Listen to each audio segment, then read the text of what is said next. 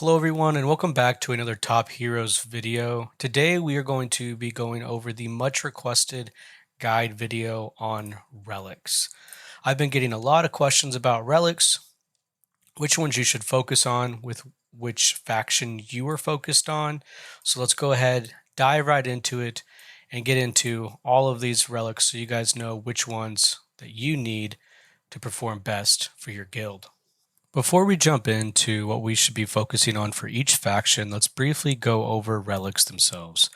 So you unlock relics as you upgrade your relic hall.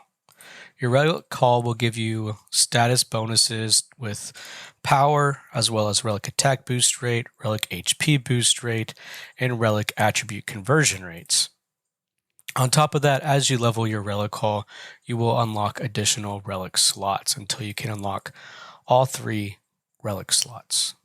The conversion rate is going to convert your relic attribute stats to buff all heroes. So as we can see at the top, we have 14.6% all attack and 29.2% all HP bonuses, which is coming from the conversion rate that we have for all of these relic attributes.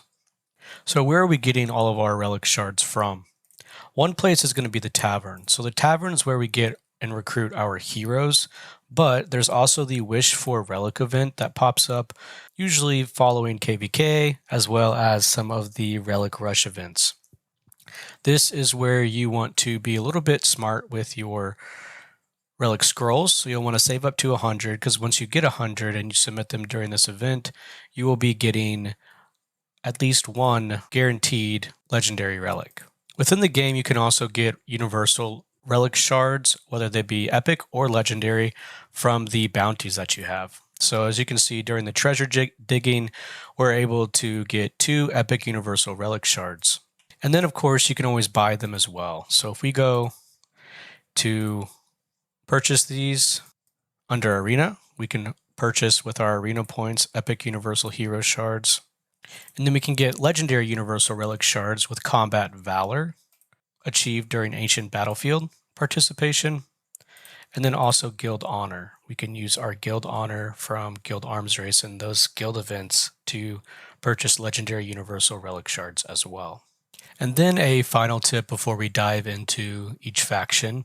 If you look at your legendary universe or your legendary shards, so let's look at the Duke Signet, we can see that I have both skills unlocked.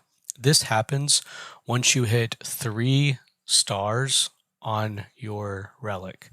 This is going to be important because you're going to want to make sure that you hit 3 stars on the relics that you are focused on for your faction. That way you can unlock the second skill. With your epic shards, there's only going to be 1 skill. However, you can get bonuses based off of the stars reached with that specific relic. So if you have a good epic relic that you're focusing on while you're trying to save and gather all of those legendary ones, make sure you're focusing on just that relic with all of your universal shards to maximize your primary queue. All right, now let's dive in and go over which relics we should be focused on with each faction. So since I'm Horde, we're going to start off with Horde. So if Horde is your first queue, the 3 relics that you are going to want to focus on are going to be the Duke Ring, Scales of Injustice, and the Moonstone. So let's go over each of these briefly so we can describe why these are important. So to start, the Duke Ring. This is going to be one of the easiest ones that everyone unlocks anyway, so it's beneficial for Horde queues that we get it so easily. So if we look at the skills themselves, we can see that it's going to deal some damage in a large area as it comes down and smashes into the opponents. But what really matters in this is going to be the crit resistance lowering. So we have 5% reduction in crit resistance for 3 seconds. And then if we go to our second skill, it applies Intimidation, and Intimidation also lowers crit damage reduction by 3% for 3 seconds. This is important because of our heroes. Horde heroes like our Storm Maiden, who has Lightning, Storm, and Tornado, as well as Wukong, who is going to want to deal as much damage as soon as the battle begins as possible. Getting that crit damage reduction from the Duke Ring is going to be really helpful as soon as the battle starts. Next, we have the Scales of Injustice. The Scales of Injustice are going to provide the typical attribute buffs that you see here. And then you have the relic skills of Injustice Decree and HP Drain. The importance of the Scales of Injustice come from the Injustice Decree. This is a skill that's going to pop off and increase the highest attack hero's damage by 10% at just base. That 10% is going to increase our Wukong, who's going to have the highest attack on our team. And since he has the highest attack on our team, he's going to start nuking the other team as soon as the battle begins, which is really important to disrupt the use of League's shields and improve true damage against those teams. And then finally, we have Moonstone. Moonstone has 2 relic skills as well, since we are using legendary relics. The first is going to be a random knock-up that's going to reduce an enemy's attack and then also restore HP for all of our heroes by 150% of the relic's attack. And then you have Lunar Power. The Lunar Power is going to increase the number of heroes that are knocked up by Moonstone. The benefit of this is it's going to be disruption, so it's going to disrupt your opponent's team from popping off those shields and dealing out damage as well, so you can continue to wail on them with Wukong, Desert Prince, and Storm Maiden. Some people like Mighty Gold because it's going to provide for 5 seconds at base level, 7.5% reduced skill damage to 2 enemy heroes, which can increase the damage that you're doing to them with your skills. However, I think the attack increase on Wukong is just more important, especially right in the beginning of the battle. Next up, we have the Nature Squad.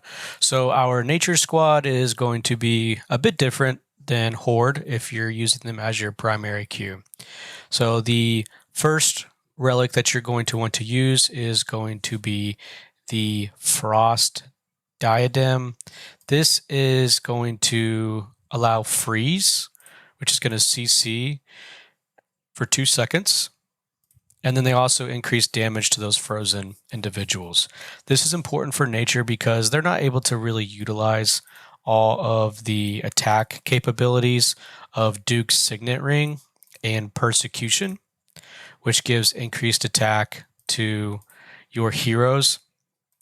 So the benefit of using this with nature is it's going to CC and stun the opposing team, which will allow nature to have more sustain and increase damage over time, which is what they excel at, versus burst damage and critical rate damage.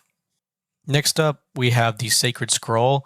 This is almost a no-brainer. So the Sacred Scroll is specifically in tune to give you additional bonuses based on the number of nature heroes. So each additional nature hero above 3 gains 2% shield.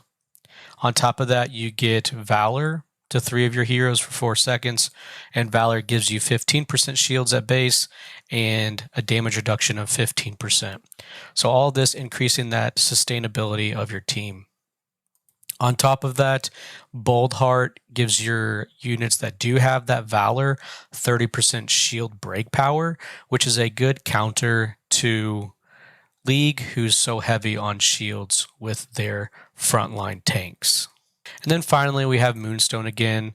This is just going to be another CC, prolonging the battle, allowing you to deal out damage while your opponent is CC'd. So you'll be able to stack the CC from freezing them with the Frost Diadem, and then on top of that, the knock-up that comes with the Moonstone.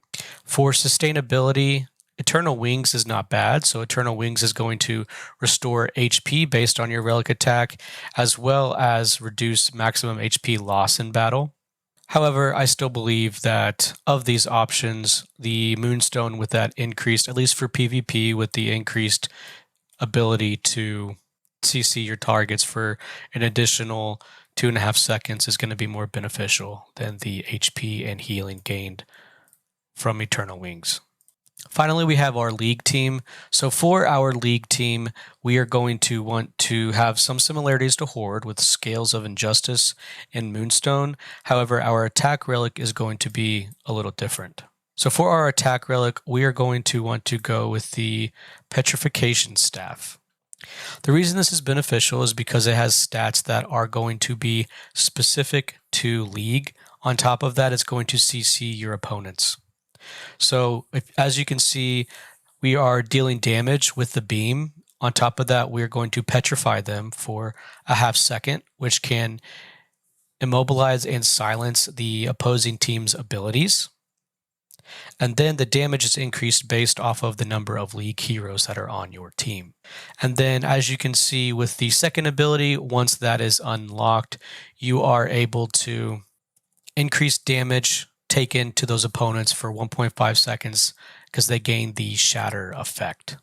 The Scales of Injustice are going to be what we use as well because it's going to increase the damage of either your Rose Princess or Paragon, and that's going to increase that damage right off the bat for your team. And then because Moonstone is just really strong as far as interrupting the enemy team, this is going to add on the knockback effect again. So it's going to knock back one enemy into the air. As you level it, it's going to increase the enemies that are knocked up. And this ability is going to stack very nicely with the Petrification Staff, which is also interrupting the opponent with the Petrifying Beam. Thank you for watching the video. Hopefully this was helpful for you and guides you in the right direction whenever you're choosing your relics for your specific faction. I'm going to post some screenshots here, that way you're able to have a nice, concise answer to a lot of your questions. Make sure to give the video a like and subscribe to the channel if you haven't already done so, and I will see you all in the next one.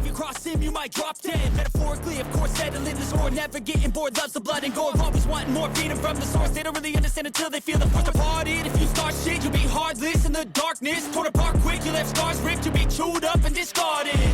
And this world ain't right, won't accept it. Negative energy, I expect it. Once it's in your mind, it's infectious. So fight for your life and reject it. You better give me space, I'm protective.